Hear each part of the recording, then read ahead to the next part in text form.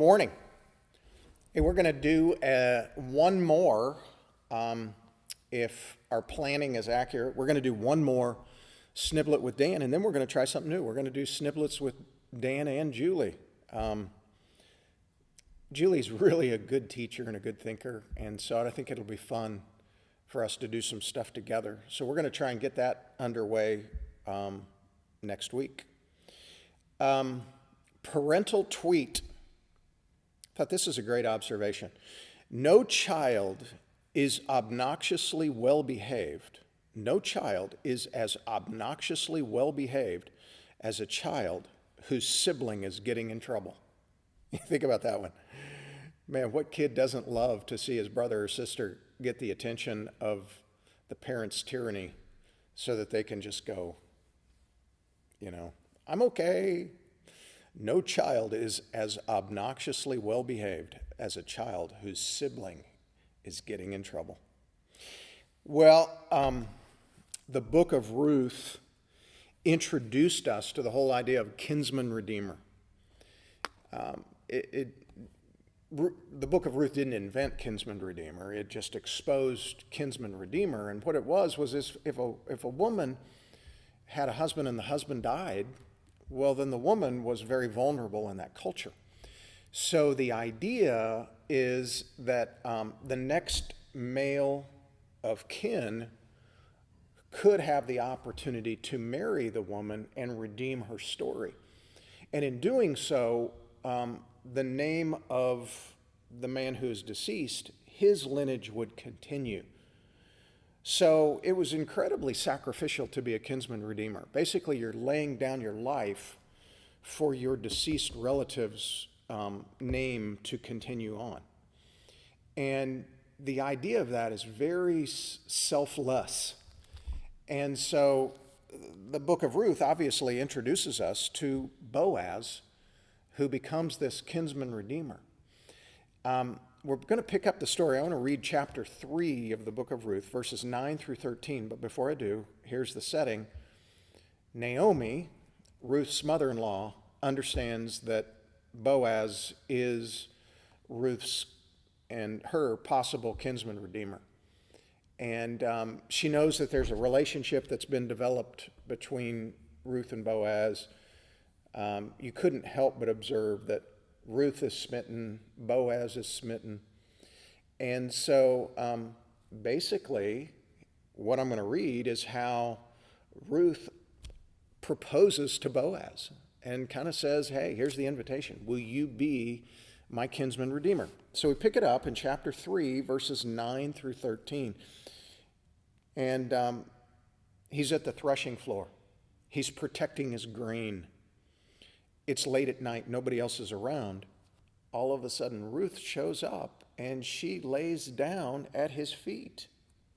So he wakes up, verse 9, and it says, and he said, who are you? And she answers, and she says, well, I'm Ruth, your maid. It wouldn't take him long to recognize, oh my gosh, it's Ruth. So she asks him, spread your covering over your maid. It's symbolic to say, will you redeem me? Will you marry me? Will you protect me? For you are a close relative. You are in the Hebrew word, goel. You are my kinsman redeemer. Well, Boaz is flattered. He probably wipes the sleepy out of his eyes, and he said, may you be blessed of the Lord, my daughter. He probably welcomed the words that he had just heard, that she wants to be with him, she wants to marry him. So may you be blessed, O Lord, my daughter. It wasn't a sign of you are my daughter, but it was you're younger than me. You have shown your last kindness to be better than the first by not going after young men, whether poor or rich. It's his way of saying you could have gotten a lot of other guys, and I'm flattered that you would come after me. I'm older than you, and wow, I'm humbled. Verse 11, now my daughter, do not fear. I will do for you whatever you ask, for all my people in the city know that you are a woman of excellence. What a great statement. What a great thing to say about somebody. And deservedly so. Ruth's reputation went before her. A woman of character, a woman of excellence. And so people had heard of her character, and it resonated throughout the community.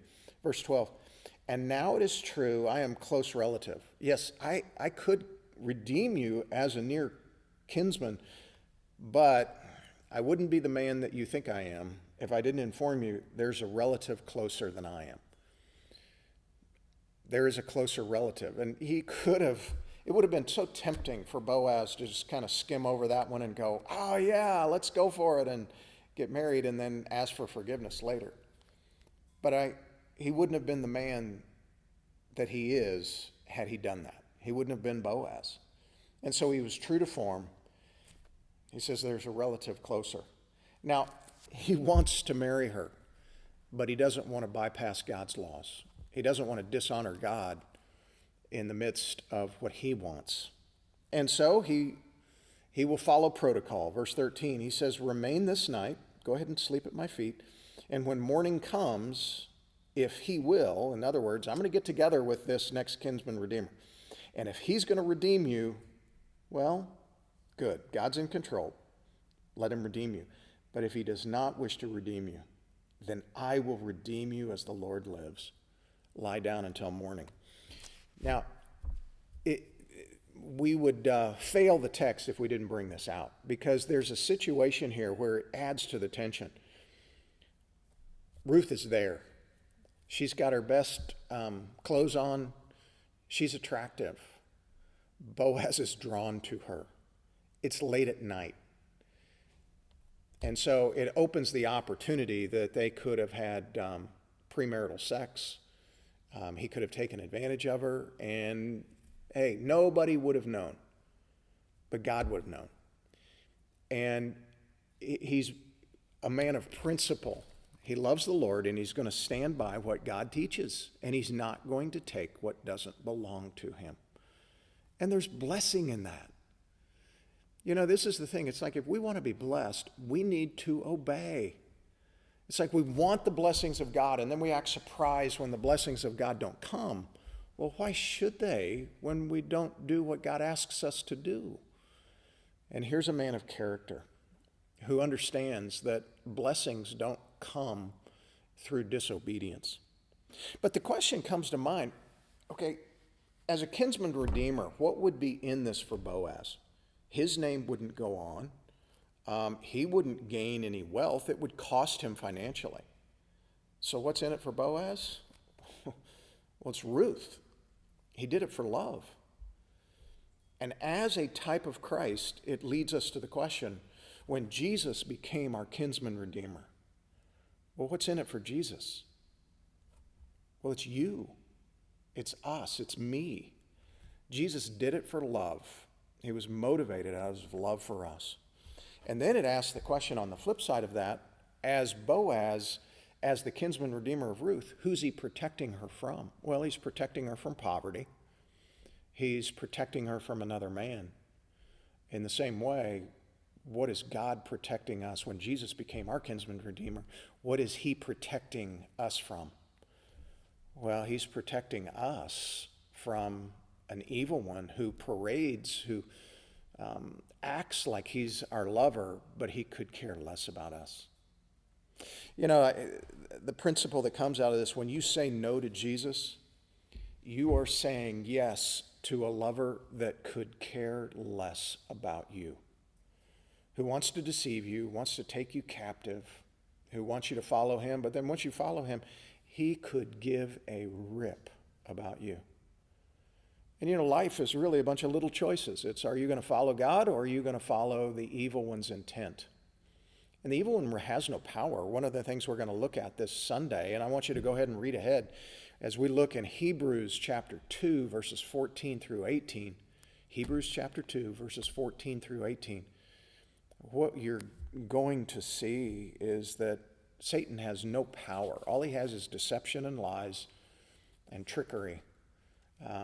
He wants to schmooze us to do what he wants us to do. He wants to tempt us. And God, though, is the one who says, you know what? I care for you. He cares for us in our suffering. He cares for us in our temptations. And that's what we're going to find out this weekend. So, What was in it for Jesus, our kinsman redeemer? Well, it was you. It was us. He did it for love. And aren't you glad? Have a great rest of your day. And we'll see you out at the tent at 9, or we'll see you at 10:30 in the sanctuary. Bye for now.